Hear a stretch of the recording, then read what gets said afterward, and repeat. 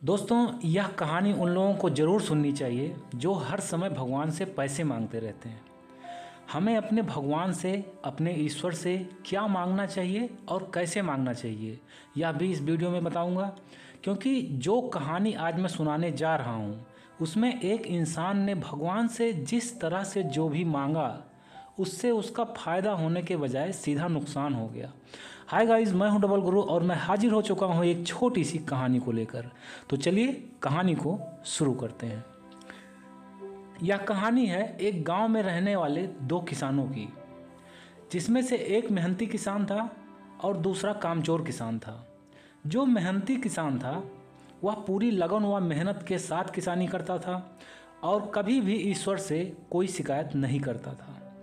वहीं दूसरा जो कामचोर किसान था वह मेहनत तो करता ही नहीं था, इसीलिए उसका जीवन यापन भी ठीक तरह से नहीं हो पा रहा था। मगर उसके लिए वह सीधे तौर पर भगवान को ही दोषी मानता था और हर समय भगवान को अपनी गरीबी के लिए कोसता रहता था। धीरे धीरे ऐसे ही साल दर साल बीतते गए। मेहनती किसान घर पर आए किसी भी ज़रूरतमंद साधु सन्यासी व गरीब की हर संभव सेवा सत्कार व मदद करता था। वहीं कामचोर किसान अपने यहाँ से किसी को कुछ भी नहीं देता था, बल्कि उल्टे उन्हें ही भला बुरा कहकर भगा देता था। समय बीतने के साथ ही दोनों किसान बूढ़े होते गए और अंततः एक वह भी दिन आया जब दोनों की मृत्यु हो गई। मरने के बाद दोनों किसान ऊपर भगवान के पास गए। भगवान ने उन दोनों किसानों से कहा कि तुम दोनों ने ही अपने अपने हिसाब से अपना कर्म किया है। अपने इस जन्म के कर्म का फल भोगने के लिए तुम दोनों को फिर से धरती पर भेजना चाहता हूँ। तुम दोनों को फिर से धरती पर जन्म लेना होगा। अगर तुम दोनों को मुझसे कोई शिकवा शिकायत है या कुछ मांगना चाहते हो तो बताओ। भगवान की यह बातें सुनकर मेहनती किसान बोला, हे प्रभु, मैं आपके द्वारा दिए हुए इस जीवन से बहुत ही संतुष्ट रहा हूँ। मेरे कर्म के अनुसार जो भी आपने दिया मुझे उससे कोई शिकायत नहीं है। मैं सिर्फ इतना चाहता हूँ कि मैं जिसकी जितनी मदद करना चाहूँ उतना कर सकूँ, बस, और मुझे कुछ नहीं चाहिए। भगवान ने उस मेहनती किसान की बातें सुनकर तथास्तु कहकर उसे आशीर्वाद दिया और फिर दूसरे कामचोर किसान से यही सब पूछा। तो वह कामचोर किसान अपनी शिकायत की पोटली लेकर बैठ गया और कहने लगा, हे भगवान, अब मैं क्या बताऊँ, या मुझे कैसा जीवन दे दिया था। अगर गरीब ही बनाना था तो मुझे पैदा ही क्यों किया। ऐसे जीवन से तो मर जाना ही बेहतर लगता है। मेरा तो अब दोबारा उस धरती पर जन्म लेने का मन ही नहीं करता। उसकी यह बात सुनकर भगवान मुस्कुराए और बोले, वत्स, जन्म तो लेना ही पड़ेगा। यह तो विधि का विधान है जिसे मैं बदल नहीं सकता। तुमने पिछले जन्म में जैसे कर्म किए होंगे उसी के अनुसार तुम्हें यह जीवन मिला था ताकि तुम और अच्छा कर्म कर सको। अब तुम्हें जैसा भी कर्म अपने इस जीवन में किया होगा उसी के अनुसार तुम्हें इस जीवन में उसका फल अवश्य ही प्राप्त होगा। परंतु अगर तुम इस जीवन के लिए मुझसे कुछ मांगना चाहते हो तो वह तुम्हें अवश्य ही प्राप्त होगा।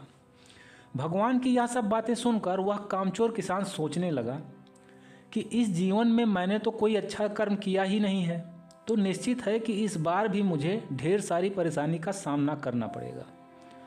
तो क्यों ना मैं अभी भगवान से कुछ ऐसा मांग लूँ कि मुझे अब इस जन्म में कुछ करना भी ना पड़े और मुझे खूब पैसा मिलता ही रहे, क्योंकि धरती पर पैसों का ही बोलबाला है। यही सब सोचकर उसने भगवान से कहा कि अगर आप मेरी कोई मदद करना ही चाहते हैं तो मुझे ऐसा वरदान दीजिए कि इस बार इस जीवन में मुझे सिर्फ मिले ही और सिर्फ मिलता ही रहे, मुझे किसी को कुछ भी देना ना पड़े। कामचोर किसान यह सोचकर ऐसे बोला था कि अगर पूरे जीवन मुझे सिर्फ मिलता ही रहेगा और मुझे किसी को कुछ देना भी नहीं पड़ेगा तो मैं तो ऐसे ही धनवान हो जाऊंगा और फिर अपना पूरा जीवन आराम से सारी सुख सुविधाओं का भोग करते हुए बिताऊंगा। भगवान उस कामचोर किसान के मन का भाव समझ चुके थे, परंतु भगवान तो वचन दे चुके थे कि मुझसे जो भी मांगोगे वह मैं दूंगा। भगवान ने उसको भी तथास्तु कहकर आशीर्वाद दे दिया। अब उन दोनों किसानों का फिर से एक नगर में जन्म हुआ। जो मेहनती किसान था उसका जन्म उस नगर के एक सेठ के यहाँ हुआ, जो आगे चलकर उस नगर का सबसे बड़ा दानवीर सेठ बना। और वह जो कामचोर किसान था उसका जन्म हुआ उसी नगर के एक भिखारी के यहाँ, जो आगे चलकर उस नगर का सबसे बड़ा भिखारी बना। दिन भर सबसे पैसे मांगता रहता था, क्योंकि उसने भगवान से यही वरदान मांगा था कि मुझे सिर्फ मिले मिले मिले और किसी को कुछ देना ना पड़े। इसीलिए उसे भिखारी का जीवन मिला, क्योंकि वह भगवान से ही होशियारी दिखा रहा था। मैंने ऐसे बहुत से लोगों को देखा है जो अपनी मन्नतें पूरी करवाने के लिए भगवान को भी रिश्वत देने से नहीं चूकते। हे भगवान, मुझे इस क्लास में पास करवा दो तो मैं आपको 5 किलो लड्डू चढ़ाऊँगा। हे बजरंगबली, मेरी आर्मी की रेस निकलवा दो तो लड्डू चढ़ाऊँगा। मतलब एक तो भगवान को रिश्वत देने की बात कर रहे हो और दे भी क्या रहे हो, लड्डू। मतलब सबसे सस्ती मिठाई भगवान को चढ़ाने की बात कर रहे हो।